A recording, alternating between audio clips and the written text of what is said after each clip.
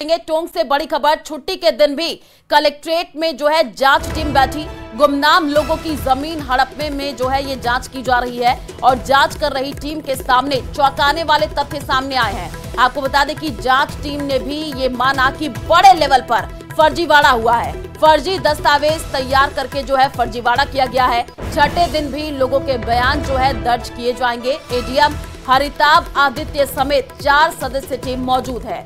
जल्दी टीम जो है जांच पूरी करके रिपोर्ट कलेक्टर को सौंपेंगे। तो ये बड़ी जानकारी आपको दे रहे हैं। छुट्टी के दिन भी कलेक्ट्रेट में जो है जांच टीम बैठी है, आप देख भी पा रहे हैं। और फर्जी दस्तावेज तैयार करके जो है फर्जीवाड़ा किया गया। आज छठे दिन भी लोगों के बयान जो है दर्ज किए जाएंगे। इस पूरे मामले की अब जांच की जा रही है। जल्दी टीम जो है जांच पूरी करके रिपोर्ट कलेक्टर को सौंपेंगे। तो टोंक से इस वक्त की यह बड़ी अपडेट आपको दे रहे हैं। गुमनाम लोगों की जमीन हड़पने में जो है जांच की जा रही है। छुट्टी का दिन कलेक्ट्रेट में आज भी जो है जांच टीम बैठी हुई है। जांच कर रही टीम के सामने कई चौंकाने वाले तथ्य आए हैं। जांच टीम ने माना है कि बड़े लेवल पर फर्जीवाड़ा हुआ है।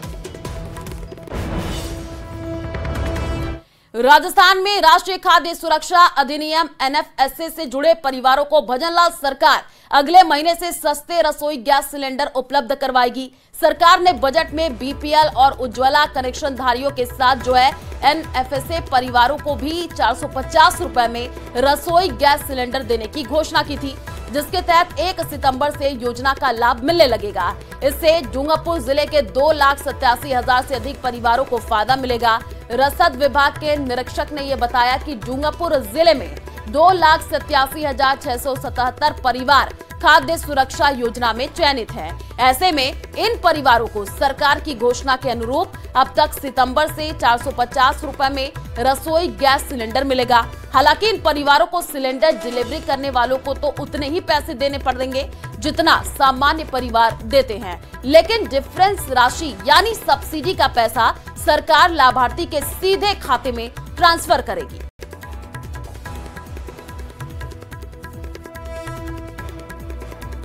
माननीय मुख्यमंत्री राजस्थान सरकार द्वारा बजट घोषणा में योजना लागू की थी, रसोई गैस सिलेंडर सब्सिडी योजना, जो 1 सितंबर 2024 से प्रारंभ हो रही है। डूंगरपुर जिले में कुल खाद्य सुरक्षा के लाभार्थी राशन कार्ड धारी हैं 2,87,677। खबर कोटा से है, जहां रामगंज मंडी में ड्यूटी के दौरान नर्सिंग कर्मी के साथ अभद्रता और मारपीट करने को लेकर के हंगामा हो गया। घटना के बाद नर्सिंग कर्मियों ने कार्य का बहिष्कार कर धरना देकर के नारेबाजी की। कार्य बहिष्कार से अस्पताल की चिकित्सा व्यवस्था चरमराने लगी है। बताया ये जा रहा है कि रामगंज मंडी के राजकीय उप जिला चिकित्सालय में शुक्रवार रात को मरीज के परिजन और नर्सिंग कर्मी नरेंद्र गुर्जर के साथ अभद्रता और मारपीट की गई, जिसके बाद सुबह सभी नर्सिंग कर्मियों ने हॉस्पिटल प्रभारी को लिखित में ज्ञापन देकर के इमरजेंसी सेवाओं के अलावा अन्य सेवाओं का कार्य बहिष्कार करके धरना दिया।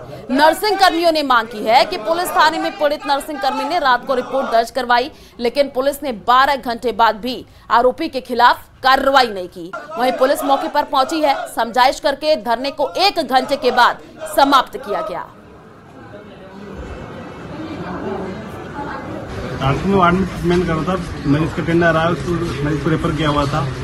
उसने मेरे से बोला कि मेरी बोतल पकड़ के वहाँ गाड़ी उठा ले चलो, तो मुझे गाड़ी में बिठा हुआ मेरे फिर इसको। मैंने कहा आप आगे चल जाओ, नंबर का बनवा स्टाफ है।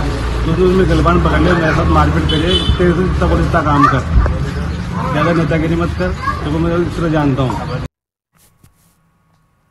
और चलिए रुक करते अगली खबर की ओर। सीकर जिले के रेवासा धाम के पीठाधीश्वर महंत राघवाचार्य का आज अंतिम संस्कार हुआ। शनिवार सुबह महंत राघवाचार्य की अंतिम यात्रा निकाली गई। अंतिम यात्रा जानकीनाथ बड़ा मंदिर से रवाना हुई और रेवासा गांव के अलग अलग इलाकों से होकर के वापस मंदिर परिसर की गौशाला पहुंची। यहां अंतिम संस्कार किया गया। उत्तराधिकारी राजेंद्र दास महाराज ने मुखाग्नि दी। अंतिम संस्कार में नेता, धर्मगुरु और अनेक पीठाधीश्वर शामिल हो रहे। पीठाधीश्वर को शुक्रवार सुबह बाथरूम में दिल का दौरा पड़ा था। उन्हें तुरंत ही सीकर हॉस्पिटल ले जाया गया, जहां डॉक्टरों ने उन्हें मृत घोषित कर दिया था। स्वामी राघवाचार्य जी केवल शेखावाटी की नहीं, राजस्थान और पूरे देश भर में सनातन की धर्म ध्वजा को जिस तरीके से उन्होंने थामे रखा था, और केवल राजनीतिक नहीं, सामाजिक और राजनीतिक तौर पर उन्होंने बहुत सारे ऐसे लोगों का प्रबोधन भी किया। हम उनसे बहुत चीज़ें सुनते भी थे और सीखते भी थे। शेखावाटी ने तो एक संत खोया ही है, लेकिन समाज और देश के बीच में से भी और हम जैसे राजनेताओं का मार्गदर्शन करने वाली एक शख्सियत हमारे बीच में से चली गई।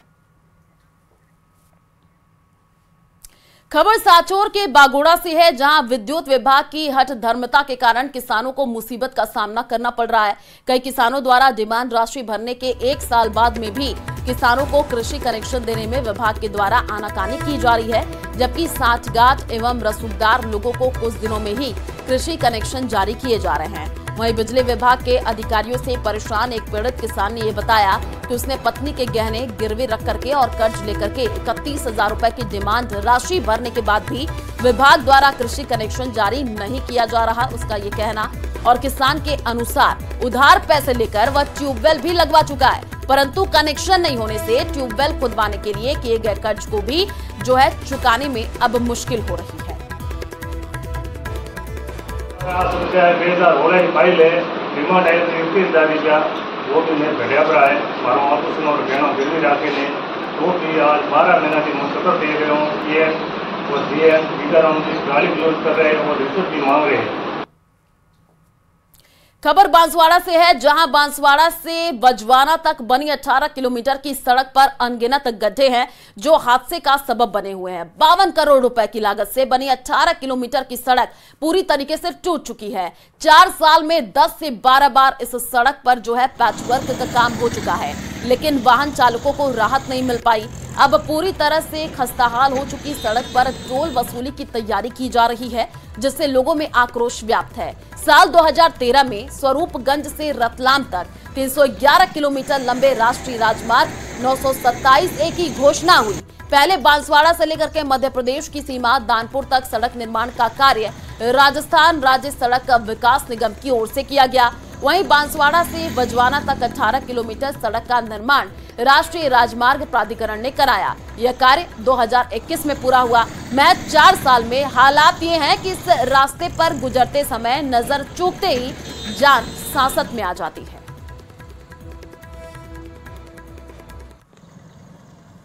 कि राज्य सरकार एवं केंद्र सरकार के जो निर्देश है वो यही है कि जो टोल वसूल रहा है वो रोड भी का मेंटेनेंस भी वही करेंगे।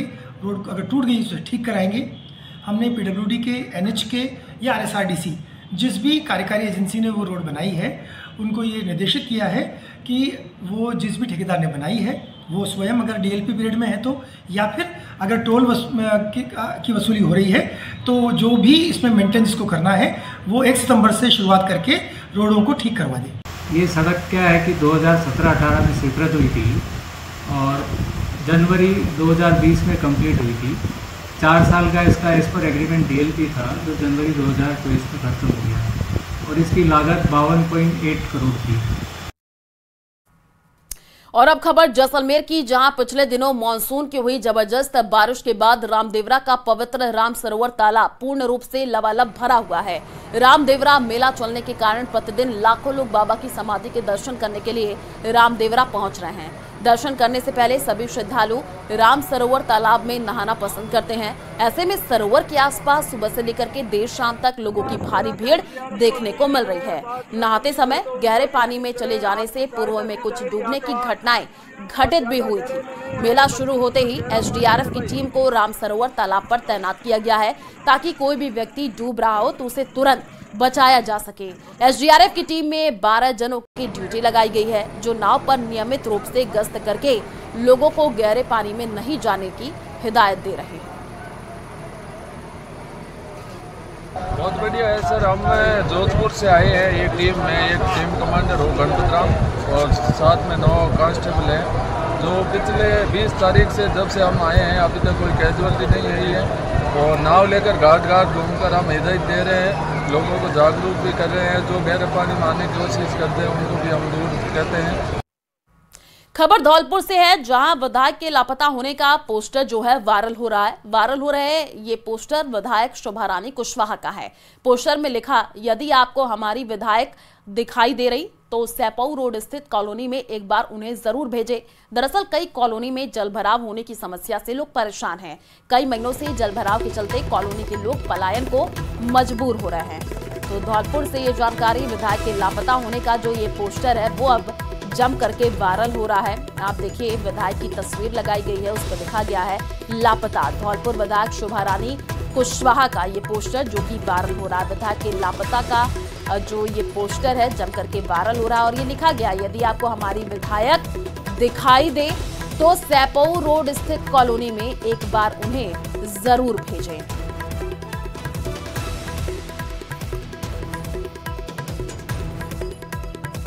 राजसमंद की नाथद्वारा से खबर है, जहां पर नंद समंद बांध से की जा रही पानी की निकासी और खारी फीडर और भराई फीडर में पानी छोड़ा जा रहा। 4.5 फीट खोली गई है खारी फीडर और भराई फीडर से ही रेलमगरा क्षेत्र में सिंचाई होता है। क्षेत्र के किसानों ने नदी की पूजा अर्चना की है।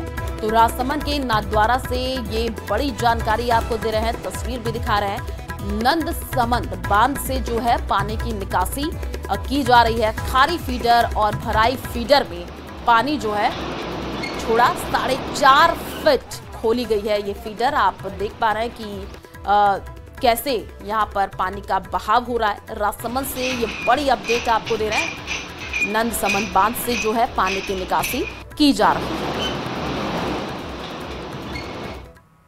भरतपुर में मानसूनी बारिश के चलते शहर सहित गांव में बाढ़ जैसे हालात हो गए हैं। मकानों में दरारें पड़ने के साथ किसानों की फसलें को भी नुकसान होता जा रहा है। हालात यहां तक हो गए हैं कि लोगों के घरों में पानी जमा हो गया है। इसके चलते आवागमन पूरी तरीके से बंद है और लोग अपने अपने घरों में कैद हैं। कुछ लोग मकान गिरने के भय के चलते पलायन भी कर चुके हैं। ऐसी भी तस्वीर सामने आई है भरतपुर शहर से सटे गांव नगला केवल और पीर नगर से, जहां बाढ़ जैसे हालात बन गए हैं। खेतों और सड़कों पर पानी भर गया है। दोनों गांव चारों तरफ से पानी से घिरे हुए दिख रहे हैं।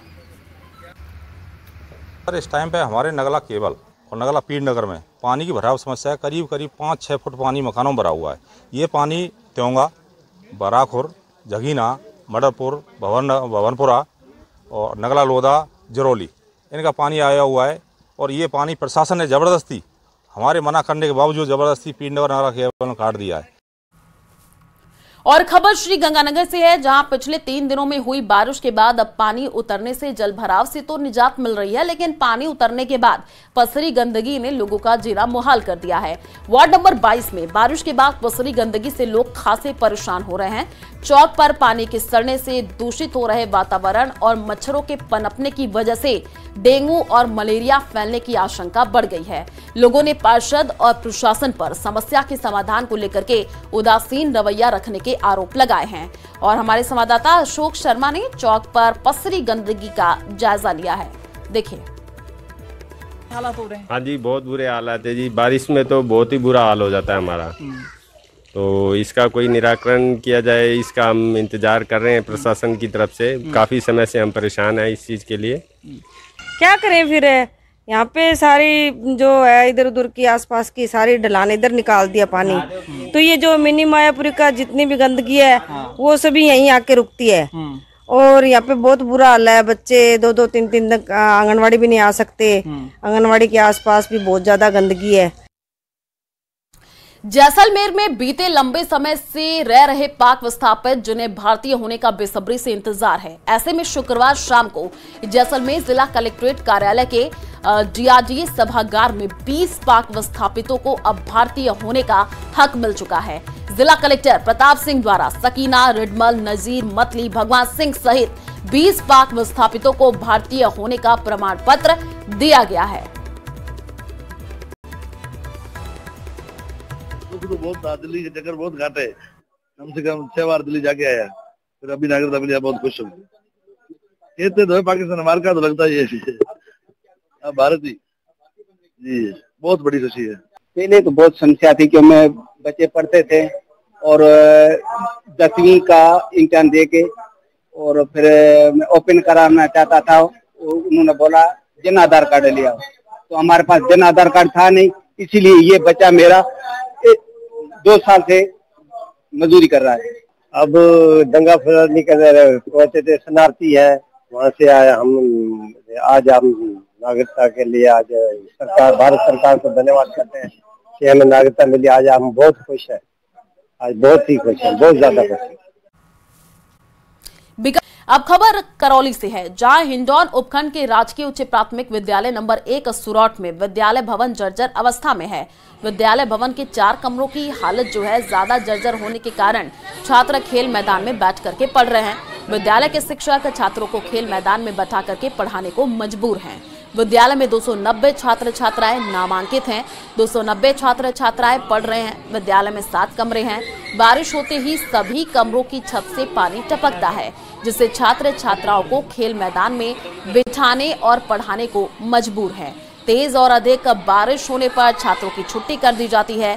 विद्यालय प्रबंधन द्वारा जो है शिक्षा विभाग के अधिकारियों को अवगत करा दिया गया है, लेकिन अभी समस्या का समाधान नहीं हुआ है। राजकीय उच्च प्राथमिक विद्यालय नंबर 1 सूरौट के 4 कमरों की छत बिल्कुल छत में छत है।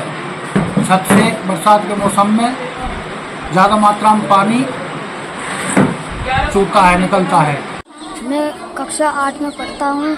मेरे विद्यालय में छतों में पानी भर जाता है, इसलिए क्लास में पानी टपकता है, इसलिए हमें मजबूरन क्लास से बाहर बैठना पड़ता है। इससे हमें बहुत परेशानी होती है। बरसात के कारण हमारे स्कूल की छतों में पानी भर जाता है, इसीलिए इसके कारण हमें बाहर बैठना पड़ता है। उससे हमें बहुत परेशानी होती है।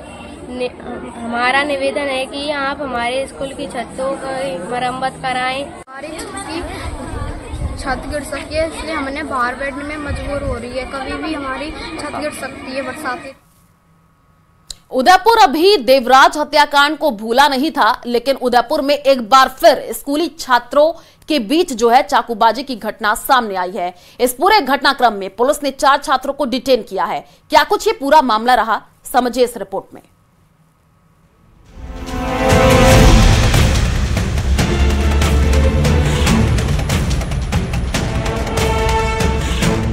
उदयपुर में चाकूबाजी पार्ट 2।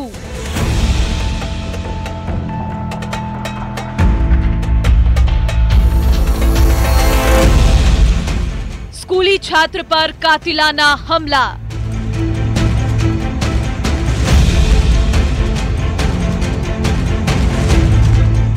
लगातार बढ़ती चाकूबाजी की घटनाओं से लेक सिटी अब क्राइम सिटी बनती जा रही है। मामूली बात पर चाकू तलवारें चलने लगी है। उदयपुर अभी देवराज के जख्मों से उभरा ही नहीं था, जिसमें देवराज की मौत हो गई थी, और अब फिर से चाकूबाजी। कौन है ये चाकूबाज जो मामूली बात पर चाकू निकाल लेते हैं और हमला कर देते हैं?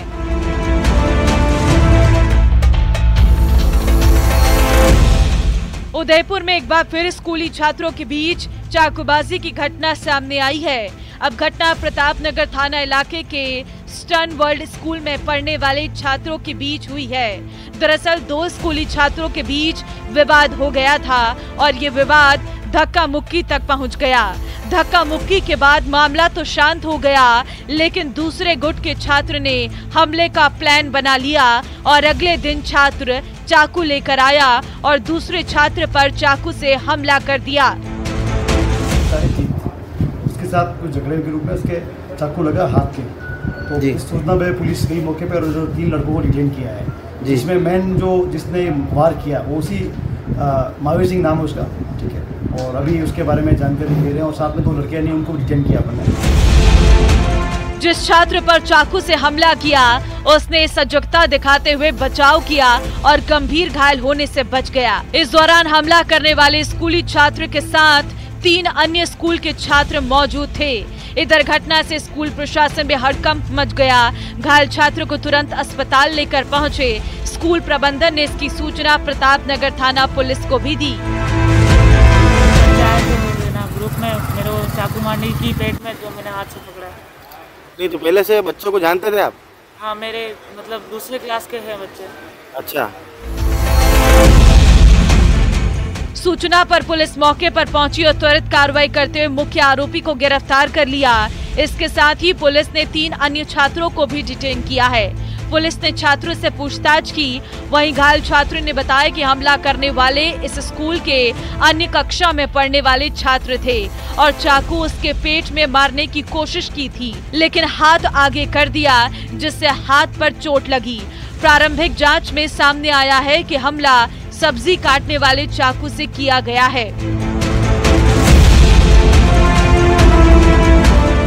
उदयपुर से कपिल श्रीमाली की रिपोर्ट, न्यूज़ 18 राजस्थान।